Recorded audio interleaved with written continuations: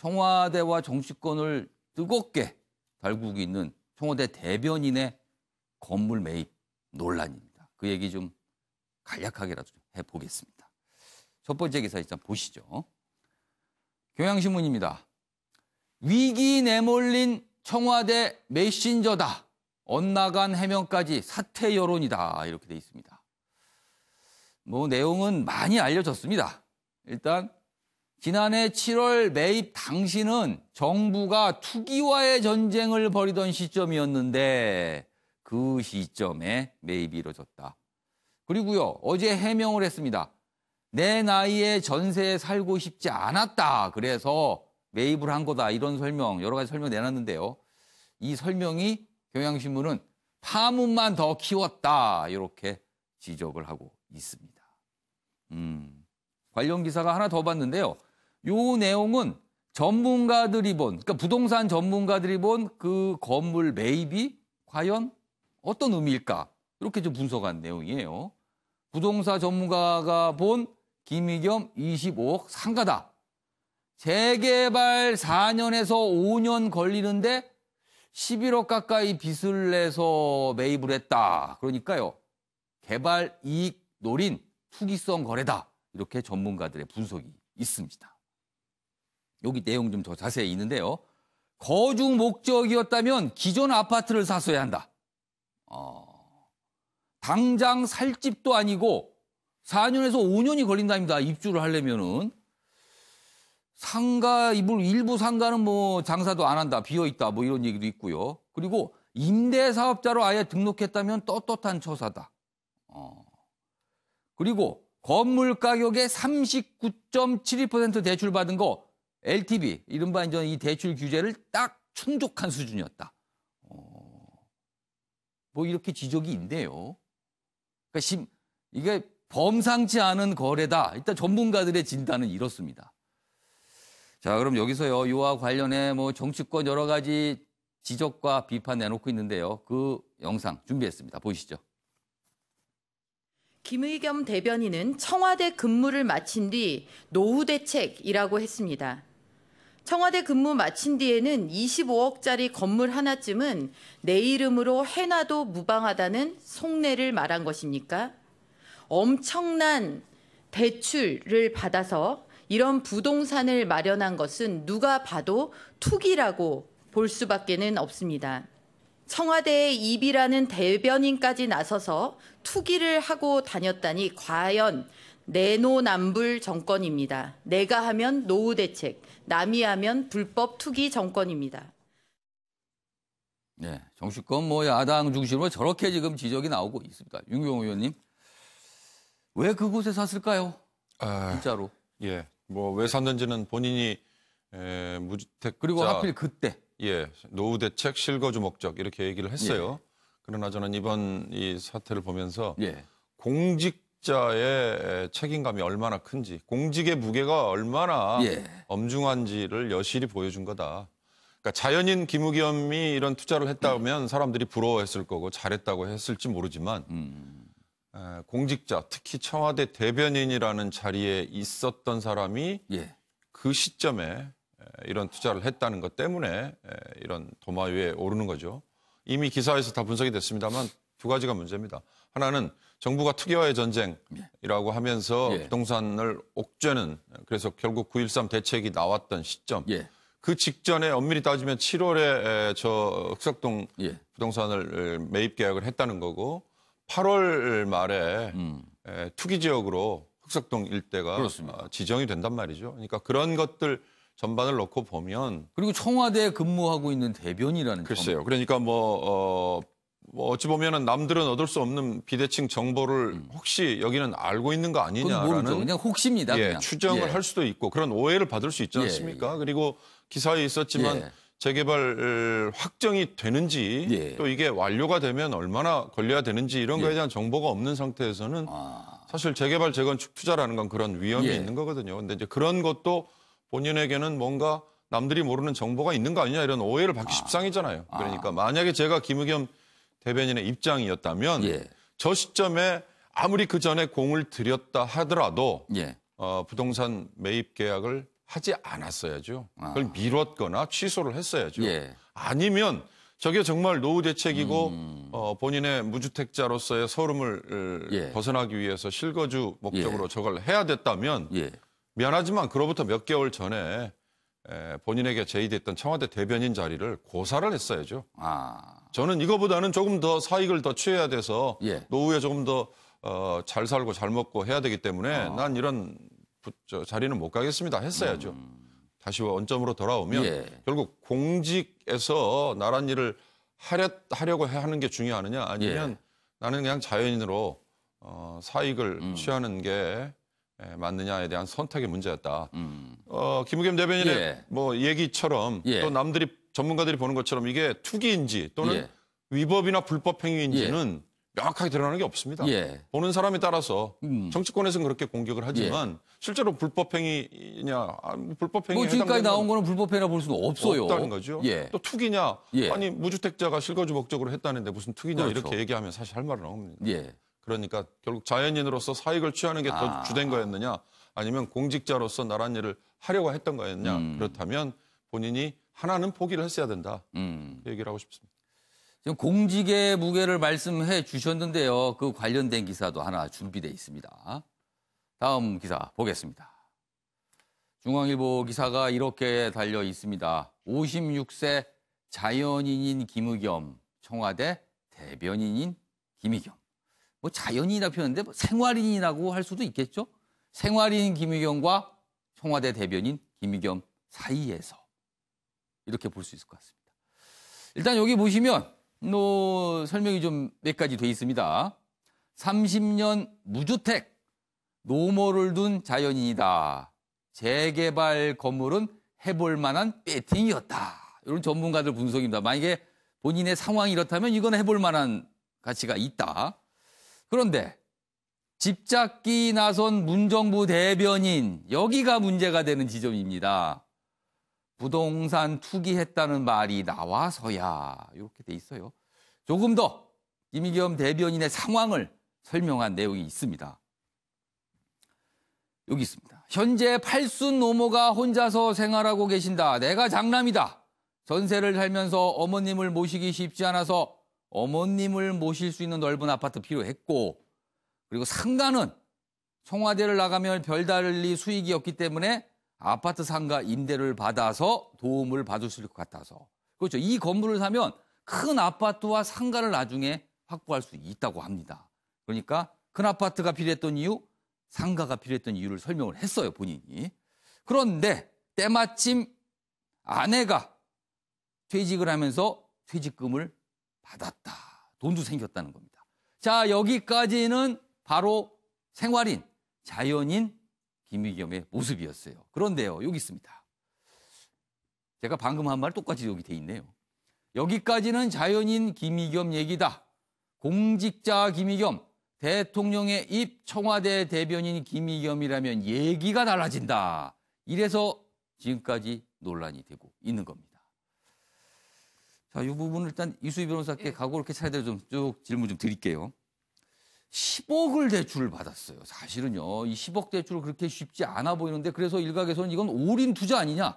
본인이 갖고 있는 거의 모든 자산을 다 쏟아부은 게 아니냐.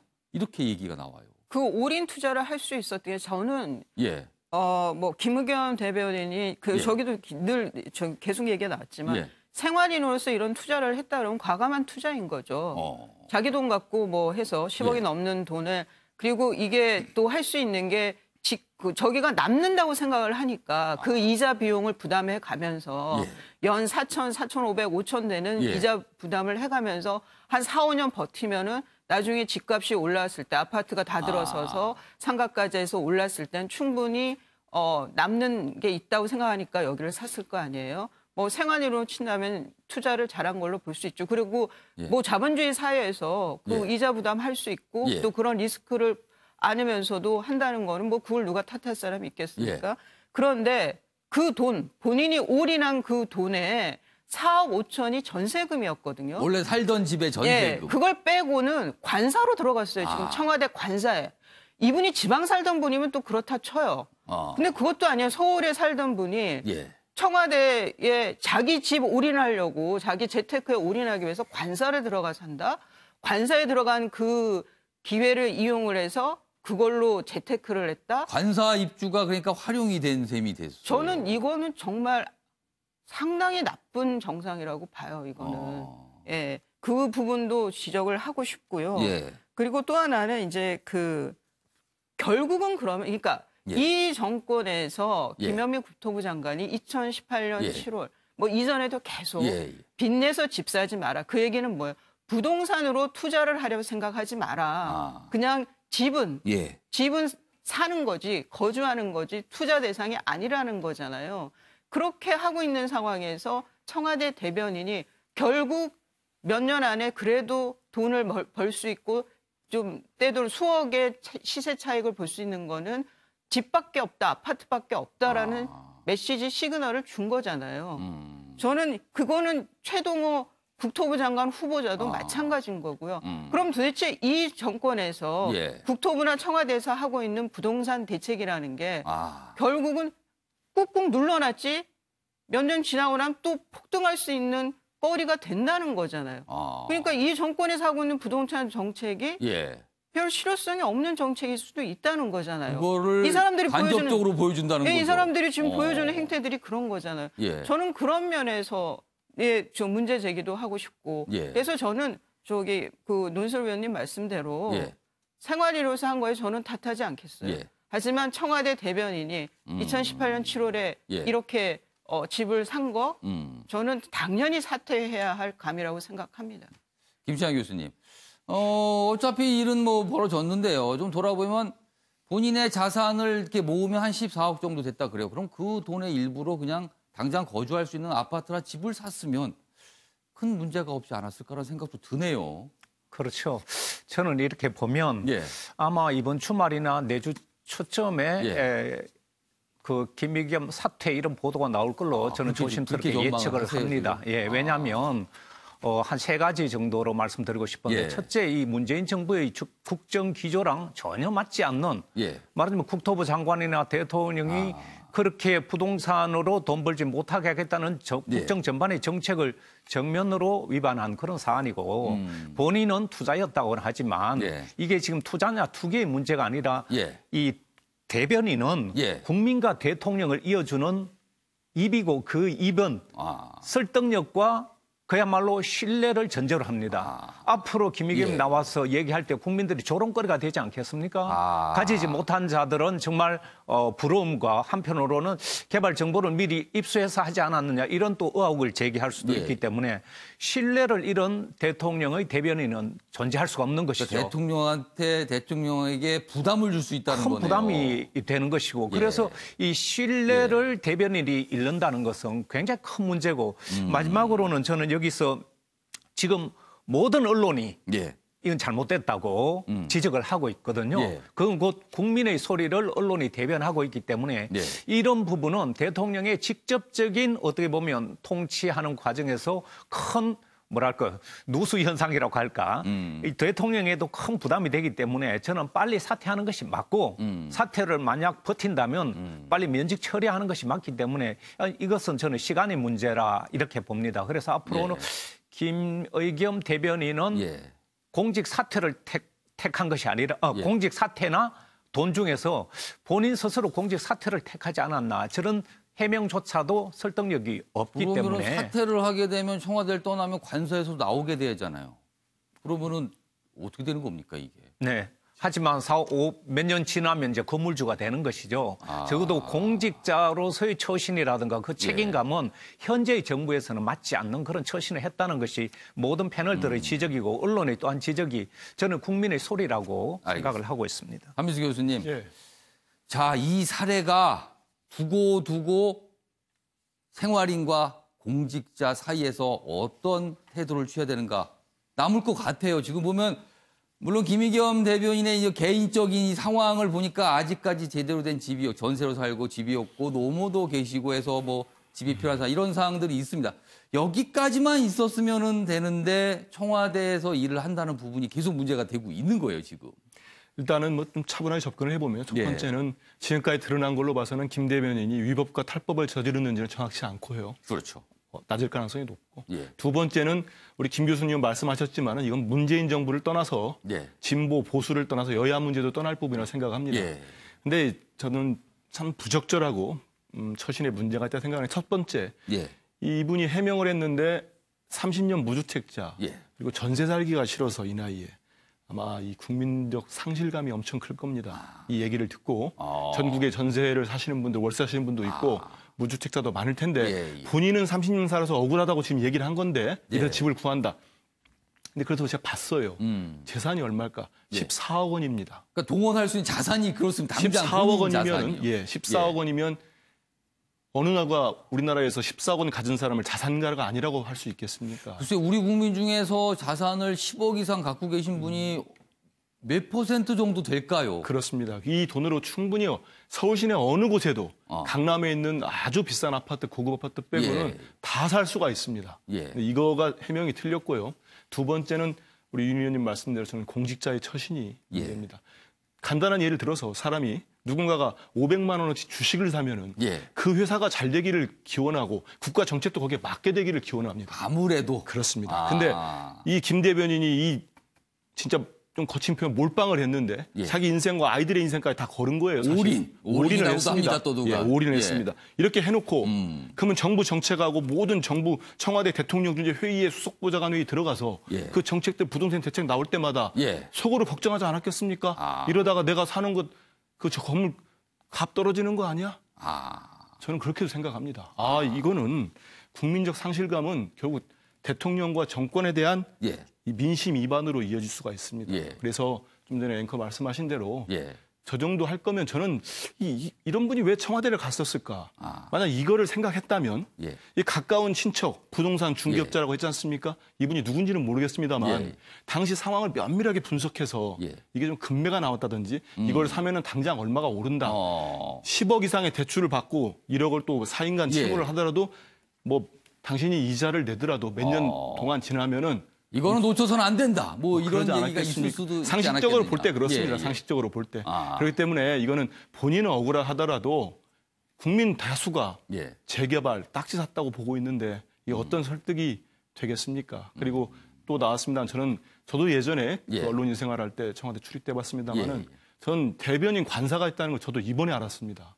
그게 원래 없었던 건데 생겼다 그래요. 박수현 전 대변인이 예. 충남 그 전- 사람이니까 했다는 예, 건데 그때부터 생겼다고 여기는 말 그대로 새벽에 출근하고 밤 늦게 퇴근하는 예. 청와대 직원들을 위해서 이 숙식 장소입니다.